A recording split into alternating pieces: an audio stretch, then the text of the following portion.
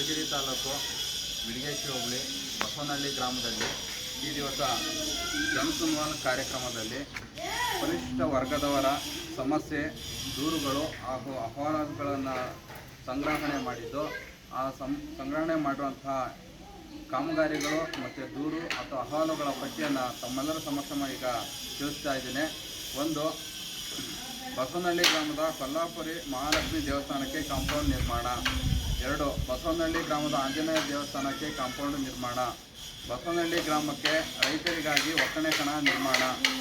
ಬಸವನಹಳ್ಳಿ ಗ್ರಾಮದ ಹಾಲು ಉತ್ಪಾದಕರ ಸಹಕಾರ ಸಂಘಕ್ಕೆ ನಿವೇಶನ ಮಂಜೂರು ಮಾಡುವುದು.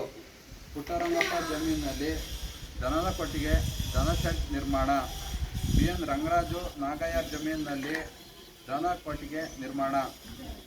ಬಸವನಹಳ್ಳಿ ಸರ್ವೆ ನಂಬರ್ 28ರಲ್ಲಿ ಜನರಿಗೆ ಓಡಾಡಲು ರಸ್ತೆ ನಿರ್ಮಾಣ ಮಾಡುವುದು. ಬಸವನಹಳ್ಳಿ ರಾಮಕೃಷ್ಣಪ್ಪ ಬಿನ್ ರಂಗಪ್ಪ ದನದ ಕೊಟ್ಟಿಗೆ ನಿರ್ಮಾಣ.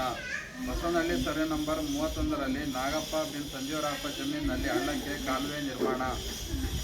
ರಂಗರಾಜು ಈರಪ್ಪ ಸರ್ವೆ ನಂಬರ್ 112 ಜಮೀನಿನಲ್ಲಿ ಕುರಿಶೆಡ್ ನಿರ್ಮಾಣ.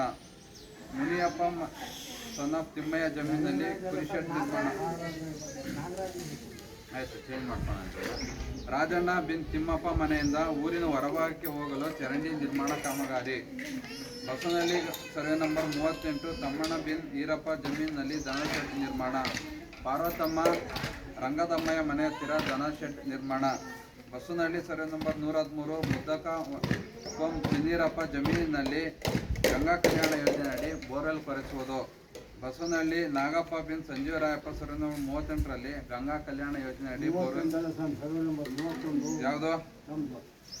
Basavanahalli Nagappa Sanjeevarayappa survey number 31.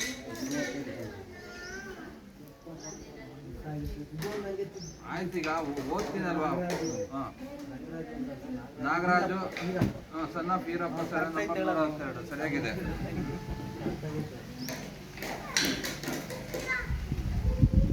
ಲಕ್ಷ್ಮಮ್ಮ ಕೋಂ ಪಾಪಣ್ಣ ಹಸು ಸಾಕಾಣಿಕೆಗಾಗಿ ಸಾಲ ಸೌಲಭ್ಯ ಮಂಜೂರು ಮಾಡಲು ಮನವಿ ಸಲ್ಲಿಸಿದ್ದಾರೆ.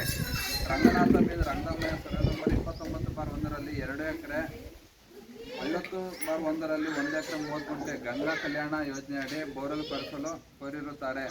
ಕಾವಲಮ್ಮ ಕೋಂ ಕೆಂಪಯ್ಯ ಹಸು ಸಾಕಾಣಿಕೆಗಾಗಿ ಸಾಲ ಸೌಲಭ್ಯ ಮಂಜೂರು ಮಾಡಲು ಕೋರಿರುತ್ತಾರೆ. ಪುಟ್ಟರಂಗಪ್ಪ ಸನ್ ಆಫ್ ರಂಗಮ್ಮಯ್ಯ ಹಸು ಸಾಕಾಣಿಕೆಗಾಗಿ ಸಾಲ ಸೌಲಭ್ಯ. ಪಾಂಡುರಂಗಪ್ಪ ಓಬಳರಂಗಪ್ಪ ದನ ಶೆಡ್ ನಿರ್ಮಾಣ. ಲಕ್ಷ್ಮಮ್ಮ ಕೋಂ ಬಾಬಣ್ಣ ಸರ್ವೆ ನಂಬರ್ 28/2ರಲ್ಲಿ ಗಂಗಾ ಕಲ್ಯಾಣ ಯೋಜನೆಯಡಿ ಬೋರ್ವೆಲ್ ಕೊರೆಸುವುದು. ನಾಗರಾಜ್ ಸನ್ ಆಫ್ ಸೇಠ್ ರಂಗಪ್ಪ ದನದ ಶೆಡ್ ನಿರ್ಮಾಣ. ಇಷ್ಟು ಕಾಮಗಾರಿಗಳನ್ನು ಮತ್ತು ಸಮಸ್ಯೆಗಳನ್ನು ತಾವೆಲ್ಲರೂ ಈ ಒಂದು ಕಾರ್ಯಕ್ರಮದಲ್ಲಿ ನೀಡಿರ್ತೀರಿ. ಇದೇ ರೀತಿ ಇನ್ನೂ ಏನಾದರೂ ಕೆಲವು ಜನರು ಏನಾದರೂ ಕೊಡೋರಿದ್ದು ಸಹ ಅದನ್ನು ಈ ಪಟ್ಟಿನಲ್ಲಿ ಸೇರಿಸಿಕೊಂಡು ತಾಲೂಕು ಸಮಾಜ ಕಲ್ಯಾಣಾಧಿಕಾರಿಗಳಿಗೆ ನಾನು ವರದಿಯನ್ನು ನೀಡ್ತೇನೆ. ಆ ವರದಿಯನ್ನು ತಮಗೂ ಸಹ ಒಂದು ಖಾತೆಯನ್ನು ನೀಡ್ತೇನೆ.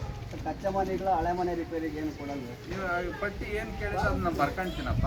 ಅದನ್ನು ಕೊಡೋದು ಬಿಡೋದು ನೋಡಪ್ಪ, ಕೊಡೋದು ಸರ್ಕಾರ ಕೊಡ್ತೈತೆ. ನೀವು ಪಟ್ಟಿನೇ ಸೇರಿಸಿಲ್ಲ ಅಂದರೆ ನಾನೇನು ಮಾಡ್ಲಿಕ್ಕೆ ಆಗೋದಿಲ್ಲ. ಈಗ ಅಲ್ಲಿ ಪರ್ಟಿಕ್ಯುಲರ್ ಆಗಿ ಏನು ಹೇಳೋದು, ಪರಿಶಿಷ್ಟ ವರ್ಗದವರ ಸಮಸ್ಯೆ ದೂರು ಅಹವಾಲುಗಳನ್ನ ಸ್ವೀಕರಿಸ್ಬಿಟ್ಟು ನಮ್ಗೆ ವರದಿ ಮಾಡಿ ಅಂತ ಹೇಳಿದ್ದಾರೆ. ನೀವು ಸಮಸ್ಯೆಗಳನ್ನೇ ಹೇಳಿಲ್ಲ ಅಂದ್ರೆ ನಾವೇನು ವರದಿ ಮಾಡ್ಲಿಕ್ಕೆ ಆಗೋದಿಲ್ಲ. ಈಗ ಏನು ಕೊಟ್ಟಿದ್ದೀರಿ ಕೆಲಸ ಆಗೋದು ಬಿಡೋದು ಬೇರೆ ವಿಚಾರ. ನಾನು ಪಟ್ಟಿ ಮಾಡಿ ಕೊಡ್ಲಿಲ್ಲ ಅಂದ್ರೆ ಸರ್ಕಾರಕ್ಕೆ ಹೆಂಗಪ್ಪ ಗೊತ್ತಾಗುತ್ತೆ? ಅದರಿಂದ ಇಷ್ಟು ಪಟ್ಟಿ ಮಾಡಿಬಿಟ್ಟು ನಾವು ಕಳ್ಕೊಡ್ತೀನಿ.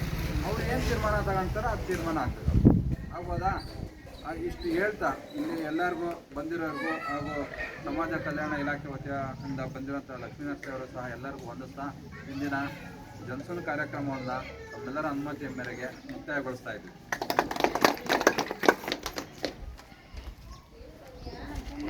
ಬನ್ನಿ ಸರ್, ತೋರಿಸಿ ಬನ್ನಿ ಸರ್, ಸೇವೆ ಮಾಡ್ತಾರೆ.